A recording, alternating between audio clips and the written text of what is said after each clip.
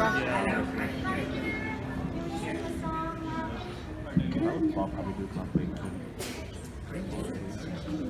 with that. Left after screaming I'm simple. Okay, then I have to turn on my phone. Invader Sim. Soon we'll be making another run. Good, I love that show. Sim. Promises mayhem for everyone. Set a course for adventure. Your eyes on you. Broken. That's me and Steve. And Sim. Baby, I'll Dude, I heard the dub was really good. Should have been in the mid. To be fair, it is set in the I'm just gonna sit up here and sing the whole time. We'll take requests. Especially Melissa Fahn. She's the real singer out there. Come on, let's say that.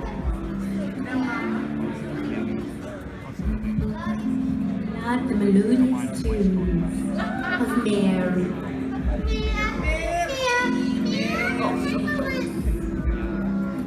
I know Celestine. Come on in, the water's fine. Pay no attention to the sharks down at the other end of the table.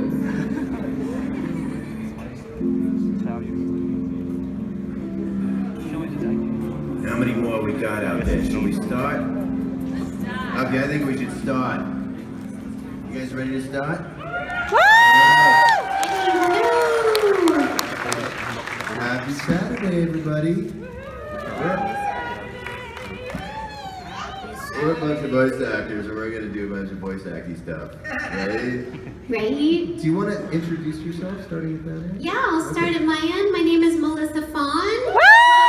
I've met so many of you here yesterday and today. You're amazing. Columbus, Ohio is wonderful, and I'm so happy to be here. My name is Steve Blum, and I'm on Cowboy Bebop.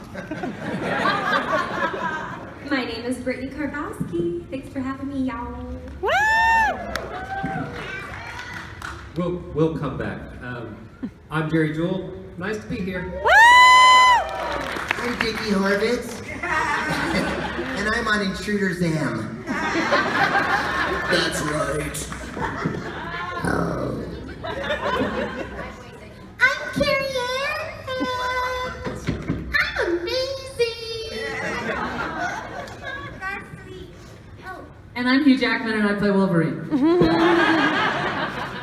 And I'm Mary Elizabeth McGlynn, and I'm an awesome director. And I play lots of wonderful roles.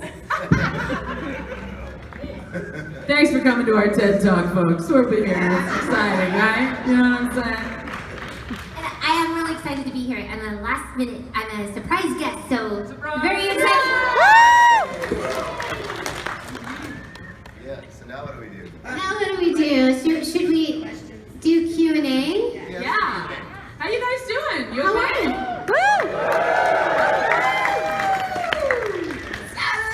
Now, do you want to be Vanna White, or should I be the Vanna White? You wanna? Oh God, be our Phil Donahue. We're gonna let him loose. You guys, we're gonna let Richard Horvitz loose. Take the orange one. Okay.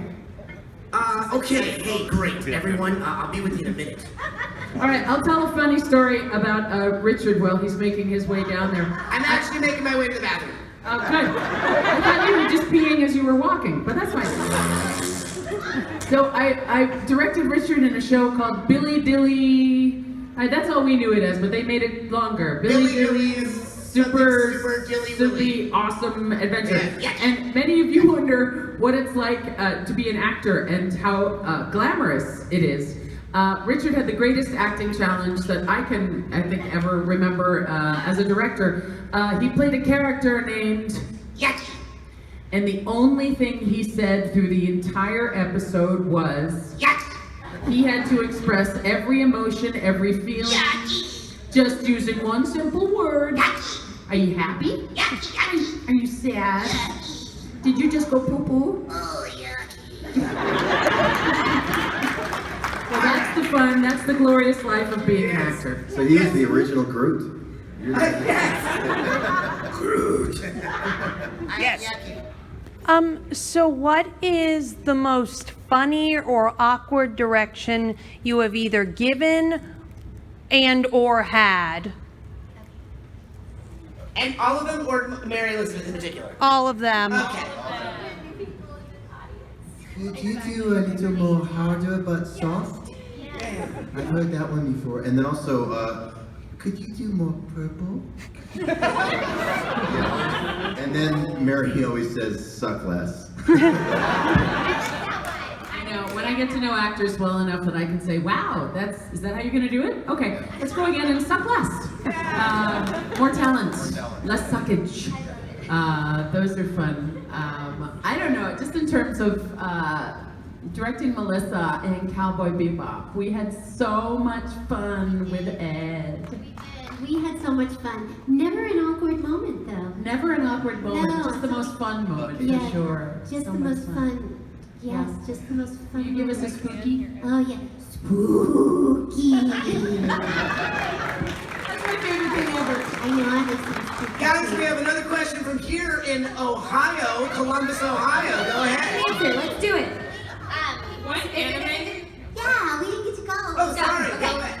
When I used to work with Stephen Foster, he used to tell me to milk yay. it, but skim milk. Or like milk it, but 2%. Or milk it, but whole. And it was how much I needed to stretch the line. Wow. When Charlie Adler would tell me to milk it, it meant a whole different thing. Mine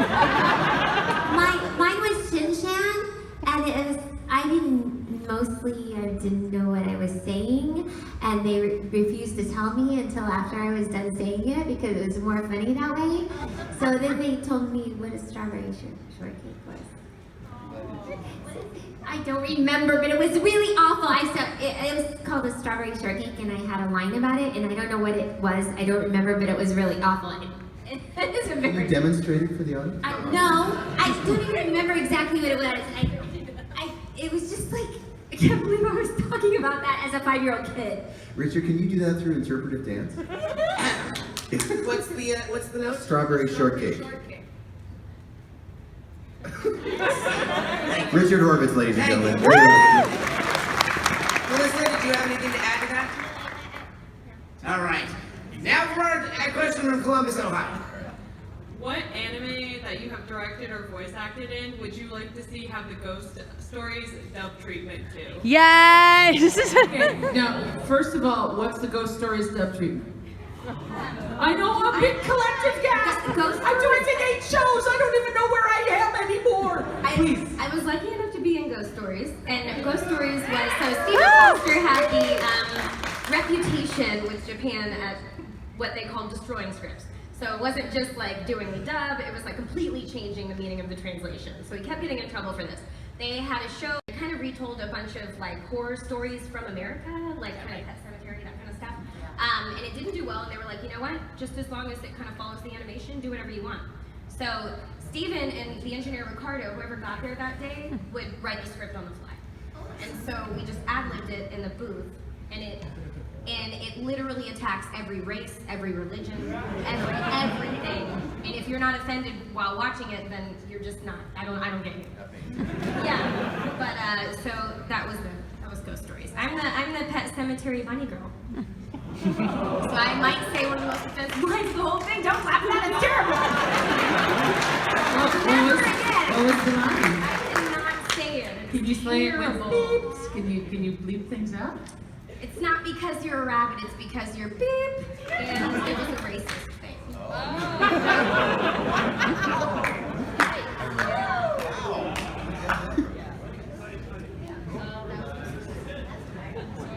I don't want that to happen ever again.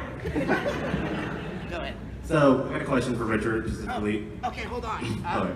Richard Epcar is here? Richard. Okay, Richardson.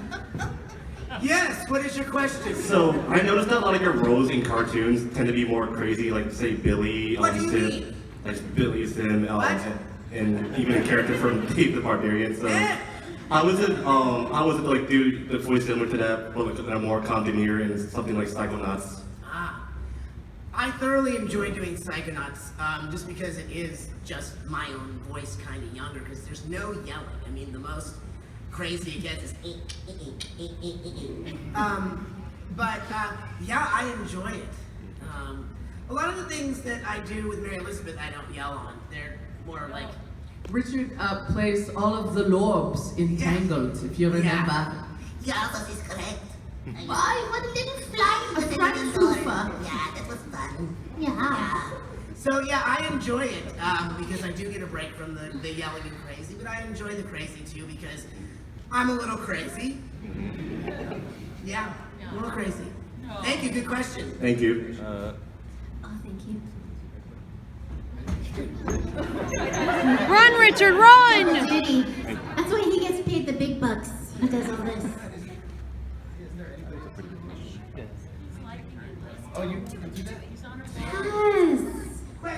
Katie's gonna take over for you, so you can actually come sit.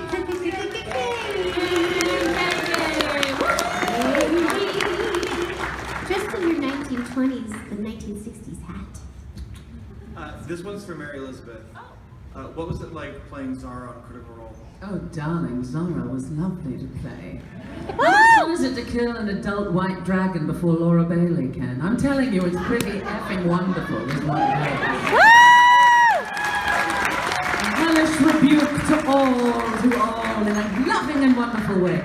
Well, what's really fun about all of us is that we, for the most part, say other people's words, unless we're acting in something that we've written. So the fun thing about D&D is that you don't know what words, unless it's a specific spell, you're going to say until you actually get out there and say it, and you're developing your character in real time. So Zara, for me, is really the only character that is truly mine, that I, of course, is owned by Matt and Critical Role Incorporated, but, but it's the only thing that I've ever actually, that was mine, and that's kind of lovely, you know?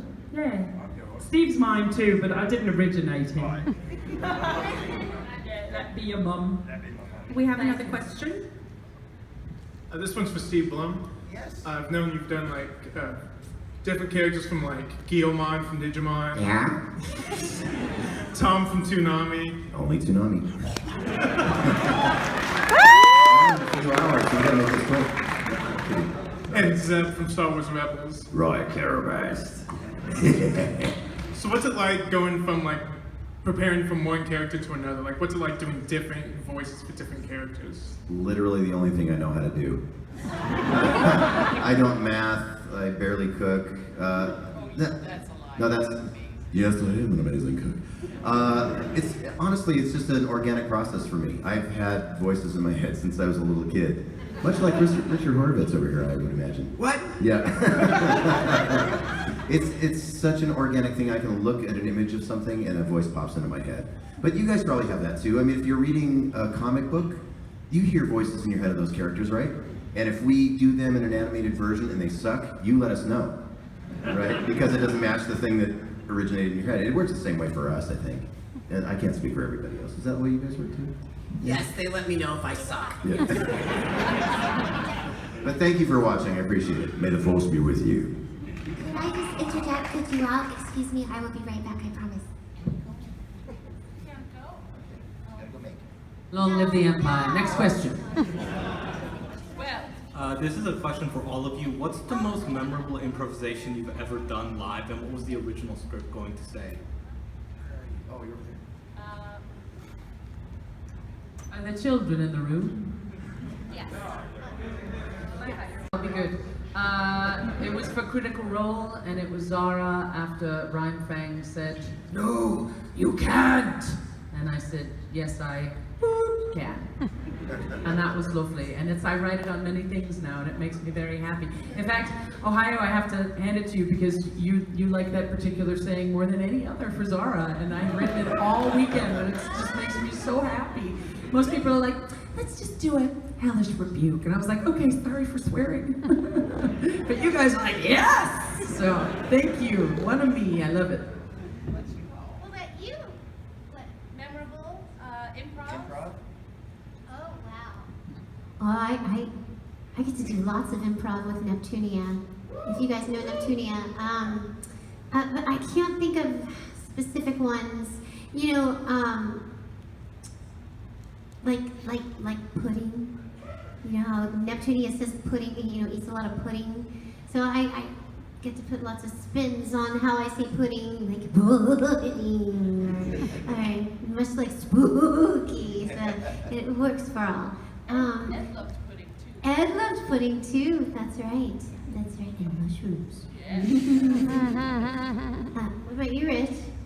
Yeah, I get to do a lot of improv. I'm very lucky that the creators of the shows that I work on know that that's how I play. Steve did characters on Billy and Mandy also. We did a lot of episodes together, and he got to witness that I would just go on and on and on until I go, okay, stop!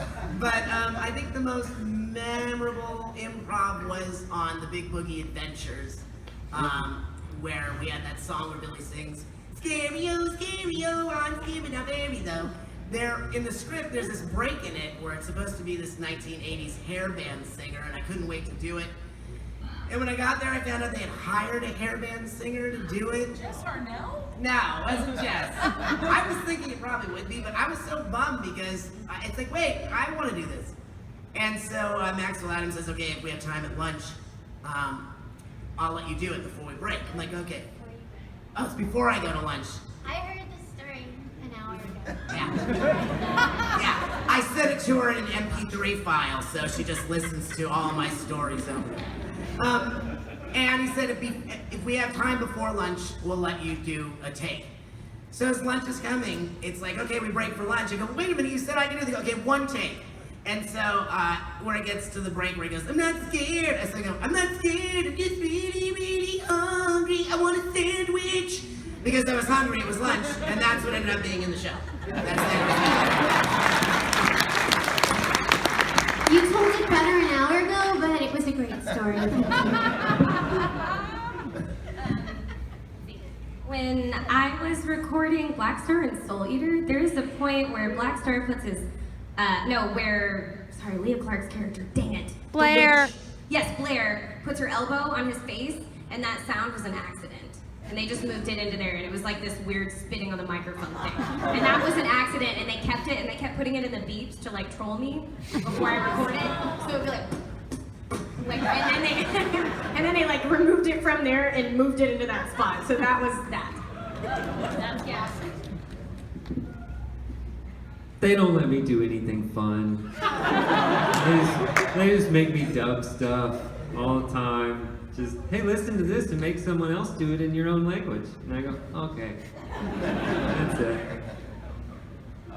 There's a show called Great Teacher Onizuka, and we didn't have a translation. We had the original Japanese translation for it, but usually they have what they call an ADR script, so that it's matched to the English version of it. We didn't have that. We just had the original translation from Japanese, and they knew that I was a writer and that I would do it for free. So I literally ad-libbed every single line of every single episode of that show. It was crazy. I can't believe it makes sense at all. And I have no idea what the original intention was because I don't remember. It was crazy. It was just crazy. So I gotta watch it at some point.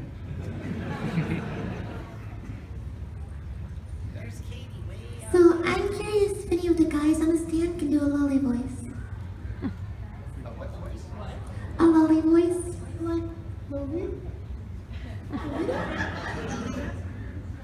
don't know what that means. Oh yeah,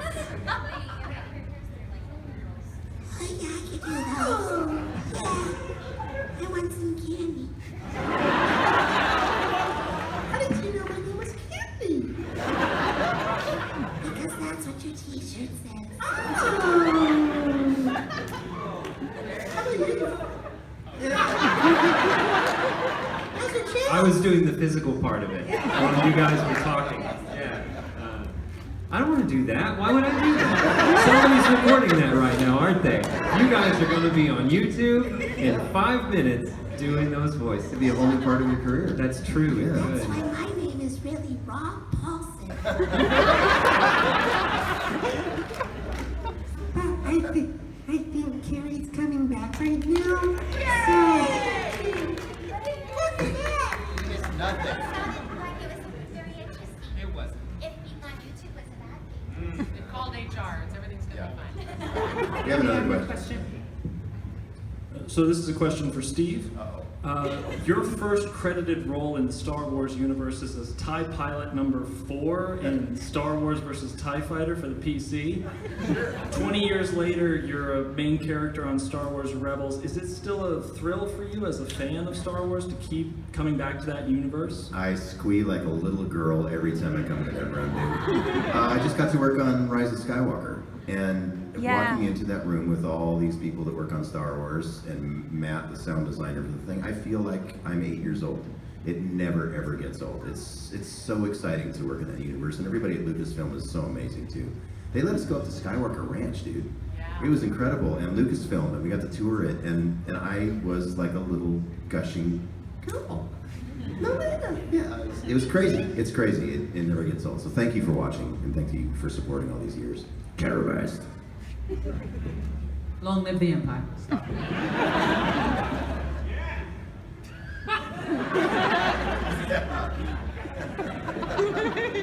Sit down. You just came up with that? That's improv.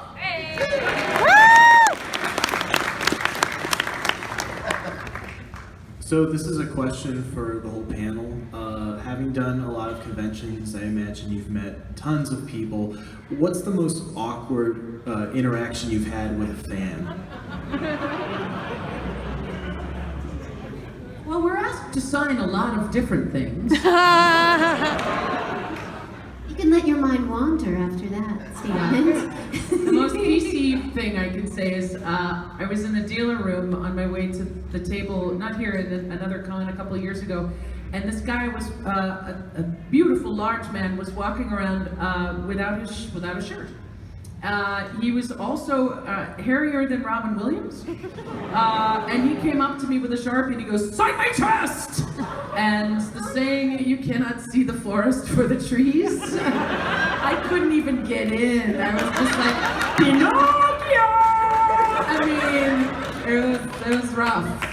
So, yeah, that was good. I wanted to Kelly Clarkson, do a little ripping of the hair, but that would have been mean. So. My most awkward was when I went up to Mary Elizabeth and asked her to sign my chest. I shaved my chest yet, so good to know. Good to know. But now you have Mary's signature on your chest. Yeah. Richard got it tattooed on his chest. Oh, that's yeah. There's a story. Ricky Simons, who plays Gurr on Invader Zim, they used to come up to us and ask us to sign their. People would come up and ask us to sign their arm because they would tattoo our signature. And Ricky finally said, "I can't sign my name on your arm because if you wind up serial killed, I don't want people thinking I signed my work."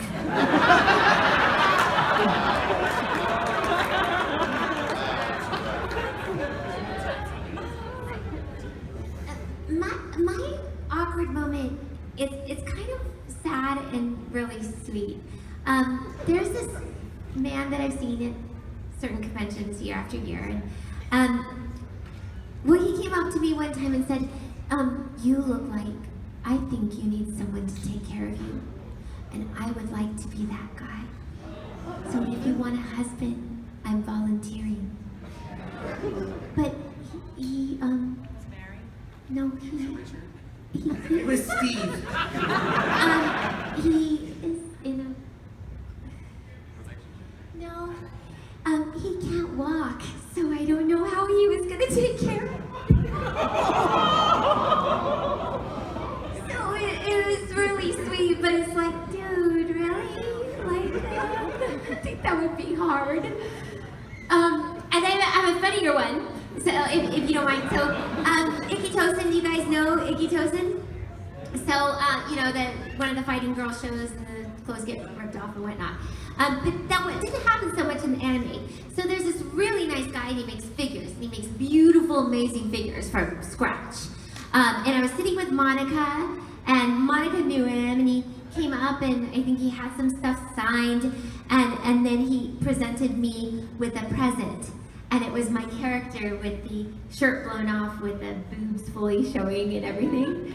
And Monica was just dying laughing. And it was just fun because she was like, "He doesn't know fun. It was just really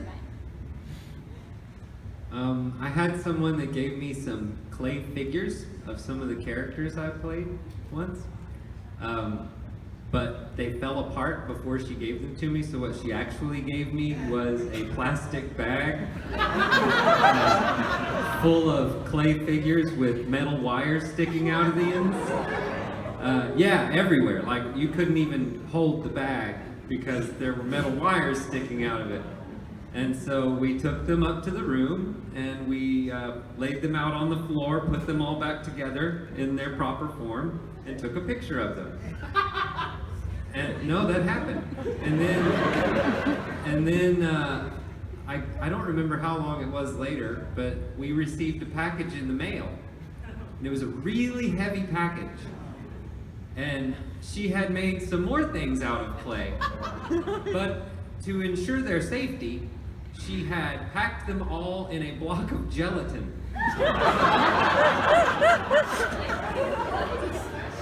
Oh, it worked. They were all safe by the time they got there, but they were in a block of gelatin. So, tear them out of the gelatin. Yes. That's what. So that was nice. It was really nice of her, though. We appreciated it. No, I don't think it was edible gelatin. I loved my figure, but I displayed it in my apartment because this guy's work was so good, but I had to put a piece of toilet paper with it. I do this show. If you are not 18 and up, don't watch it. It's an Eki show. It's called Monster Musume. Woo! My character has a thing that goes on with the egg. I had this little boy come up, and he gave me an egg that he had redecorated with poppy on it. And his mom was really excited because he had worked really hard on this. But if you know the show that I'm talking about, his mom did not know what he was watching at all. And I was like, how old are you? And he's like, 7. And I was like, and it had kisses in it and a picture of us together, and it was the most awkward gift no matter what ever. Yeah. It's got to learn sometime. Well, you were that influence in his life. I can't say that I have any awkward gifts that I've been, or any awkward, but I will say that I've had the most amazing, meaningful moments meeting you guys.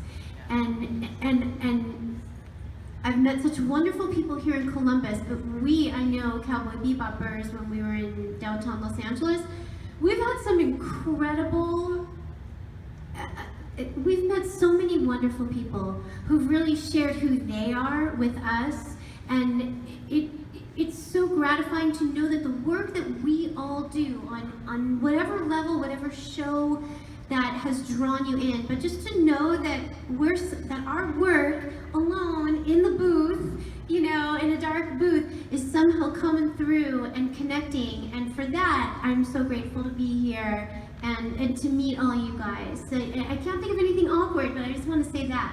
That response was really awkward. Woo! I don't appreciate you, but I do you.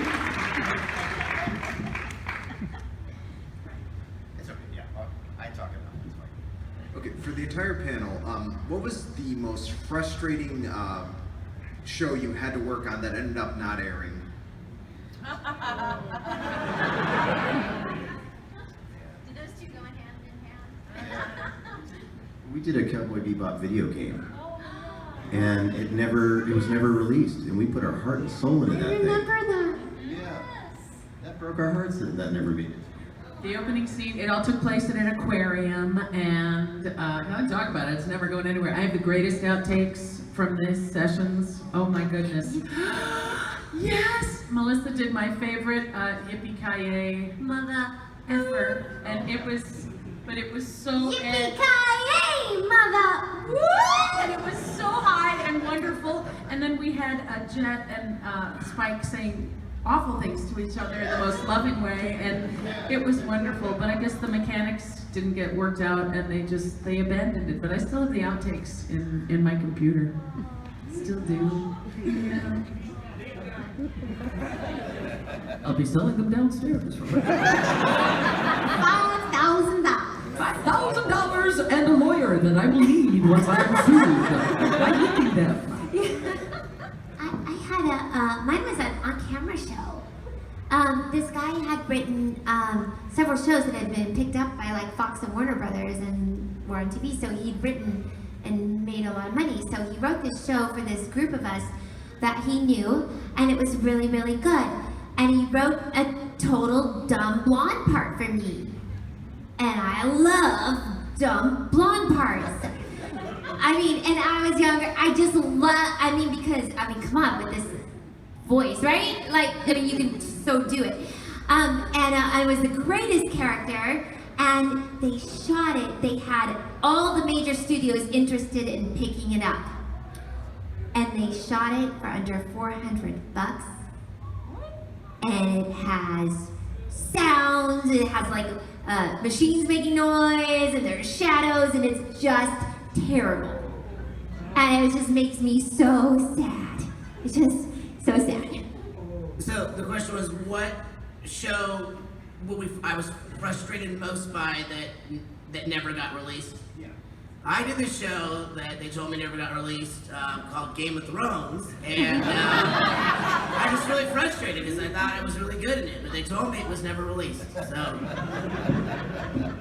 Which dragon were you? On the ground. That was Dragon on the Ground.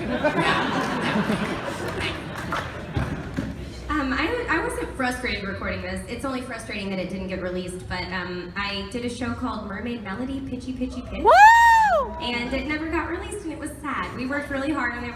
We redid all the musical numbers. I think it was like a 3-month recording. It was a lot of work, and somehow between studios and with ADV going under, it never got released. And I wish it did. It was really cool. And all the scratch tracks were done by this Harley guy. This guy was like obsessed with Harley and like really like a masculine guy, and he did all the scratch tracks. I still have it. It's like blackmail for the rest of my life. It's like, when I look at the sky, oh baby blue. It's so I'm gonna keep it forever.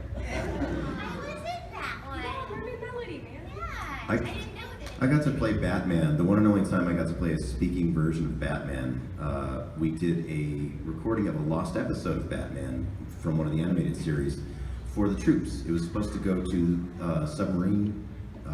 submariners for the Navy, and they couldn't get it cleared. So we did this whole production, everything went to post-production, it was completely done, and we all did it for free, and I was just excited to get to play that role, and it just disappeared. It's in somebody's Pro Tools rig somewhere now. Yeah, it's sad, but Kevin Conroy's better Batman anyway, so it's okay.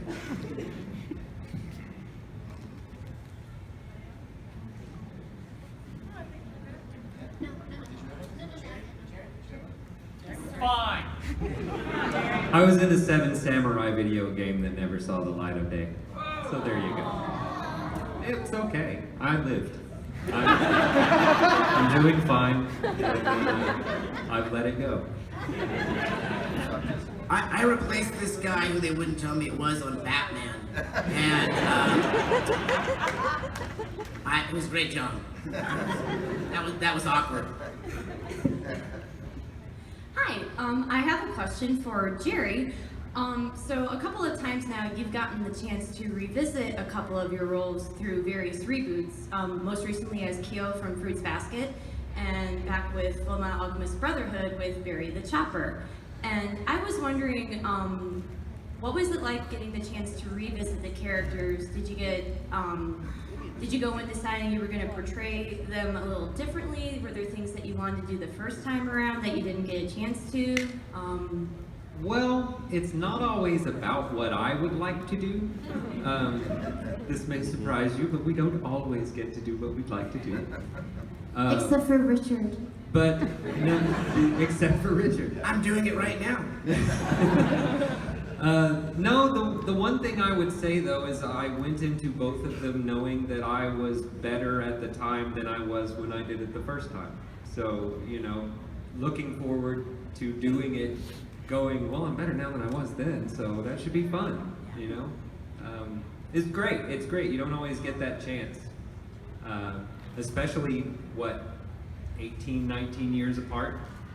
So, I still sound young enough. Hey!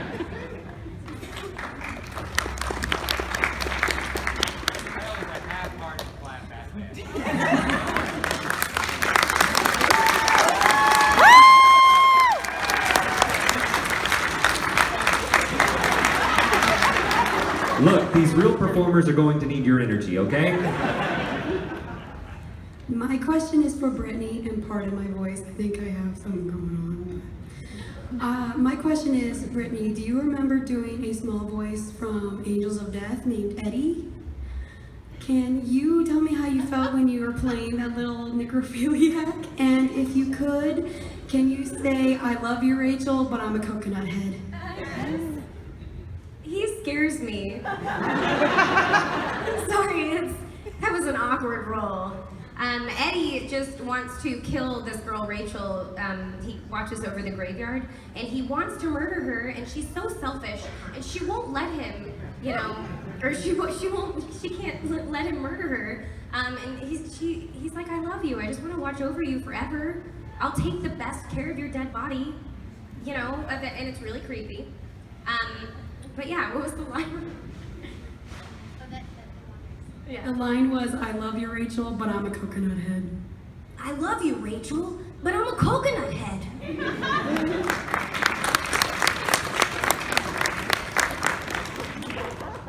So I would love to see a quick improv session with everyone picking a character from one of your respective universes, directed by Mary, with a special request for Steve Blum to do Guillermo. How much are you going to pay us? You have to call our agents first thing. Oh, man. Well, the funny thing about improv is that you don't need a director. So I'm gonna sit this one out, y'all. And go. Where's the location? What's going on? In a bank. You are in a bank with Colonel Mustard and a candlestick. Go. Yucky. I'm Batman, or was. Yucky, yucky. Yucky. Yay! I'm here to rob your bank. Yucky. I got pie. Yucky. Yucky. Extra yucky. And see. Do it again, suck less.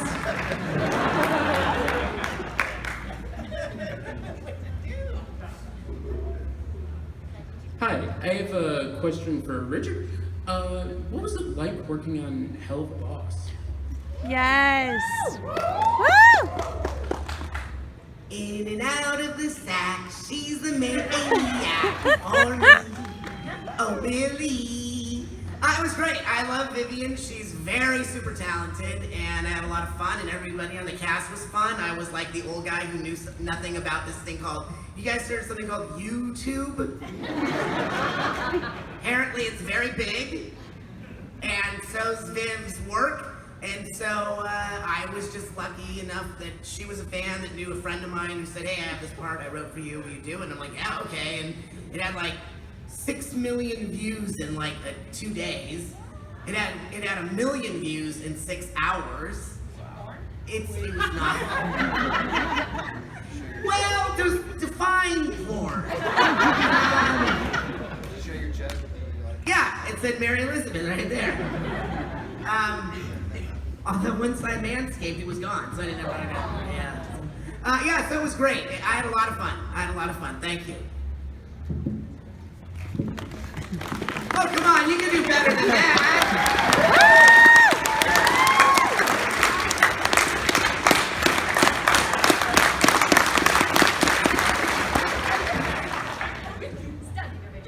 My question is mostly for Jerry, but I can open it up to the rest of the panel if you'd like. No, that's all right.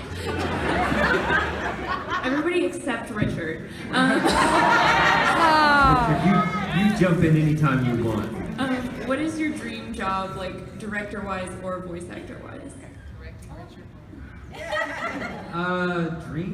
Dream job. Voice actor wise would be to just keep doing it. That's the goal, is to keep getting parts. And director-wise would be to do more voice acting because it's fun. That's it. But I'll keep directing for now too.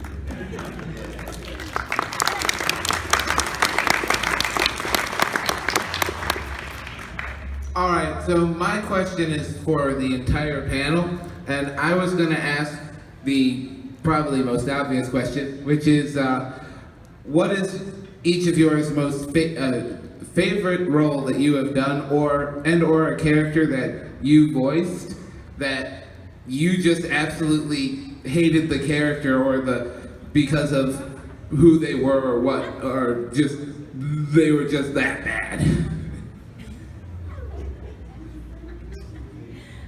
Okay, I have some favorite characters in there with the two sets of families I have up here, and absolutely one of my all-time favorites was Ed on Cowboy Bebop. I just can't help it. I have to say it. It was so fun. It was so liberating. It was like we got to create so much, and we had an amazing time, and I love that it's still here. And then my next favorite role was Gaz, because Gaz was dark and she hated her brother. And I have 3 older brothers that you guys know, but I love them all. But the way they tortured me as a child, I took it all into Gaz, and that was it. But no, those were like 2 of my favorite. I can't think of another one on the tail end, so I'm gonna pass it down. It's hard for me to choose my favorite character because so much of me goes into them as I'm playing in those worlds. I think Daggett is the most like my personality from Angry Beavers. Billy was just so silly, thank you, was just so silly, and Sim, I just love the writing and the ego of that character. Thank you. So that I would say it's hard to choose from all of those. Other than that, I can't think of anything I didn't really like. I liked the personalities of all of them, even if they seemed maniacal. I especially like the maniacal ones. So that's hard for me. I love them all. I don't have any that I hate, but I do have some that stick with me. But so Mokina in Sebastian Chronicles and Triple X Holic, especially Triple X Holic because Mokina's always drunk. So that's awesome. And Raka from Haibani Renmei, I know it's an older show, so some of you don't know it, but she goes through so much and changes a lot and has a lot of real life questions. So for an actor, that's like the dream. And then I really love the lower voice characters because that's so not me. So like Asta in Trinity Blood or Nancy in ROD, the TV series. I loved those ones a lot.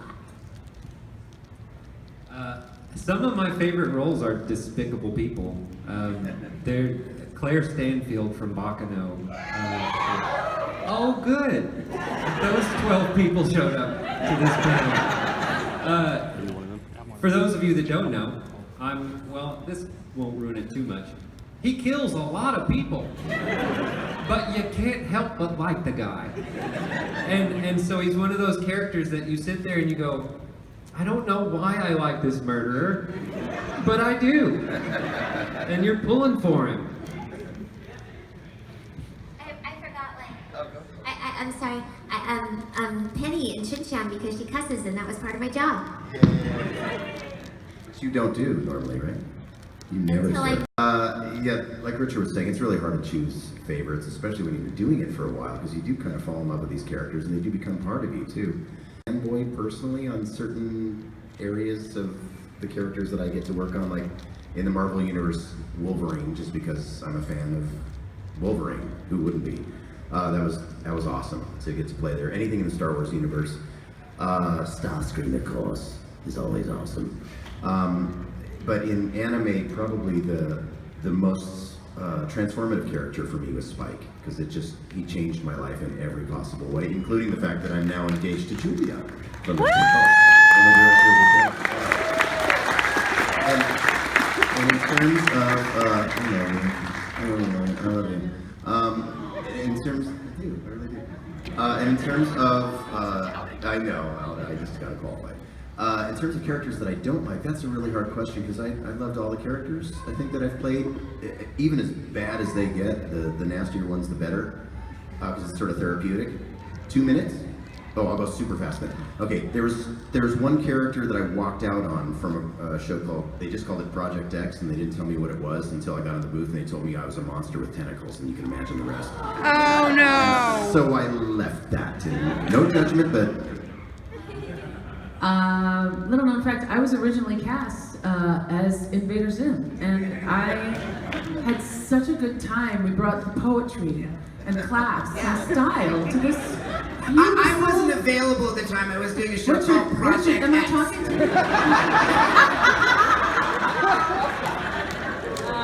No, it's really hard to choose. That there are roles. I said this in our panel that Steve in my panel that have changed the trajectory of my life. And Cowboy Bebop, directing Cowboy Bebop, and then forcing the producers to let me play Julia because I was so obsessed with Steve's voice as Spike-Lee that was that. And then Motoko from Ghost in the Shell because I'd been playing so many victims. I was rescued by Scott Bakula and Chuck Norris and Lucy Lawless and Angela Lansbury, who has very gentle hands. I finally got to play a strong woman, which was great, and she helped me find my strength. So, yay! Cybernetic bodies. Yeah, so that was really good. I did this character called Marcus, I think, on Eureka 7, and every time it was like a 14-year-old boy, and every time they would play me here's your voice reference. Every time Tony Oliver would play it for me, I would just look at him and say, how have you not recast me? I'm so terrible in this. How have you not recast me? So it was always like, it was a bad, like a bastardized, she thinks I'm cute, but younger and awful. And I was just, recast me, what are you thinking? I'm terrible. And Richard got the part, which was pretty amazing. That was like a really good Rudolph the Red-Nosed Reindeer. You know He thinks I'm cute! I don't know, Santa. He thinks I'm cute. We gotta wrap it up, folks. I want to be a dentist. I'm just a misfit. Well, we just got the big wrap up, you guys. We want to thank you so much. Thank you for having us, you guys. One more day, thank you so much for having me.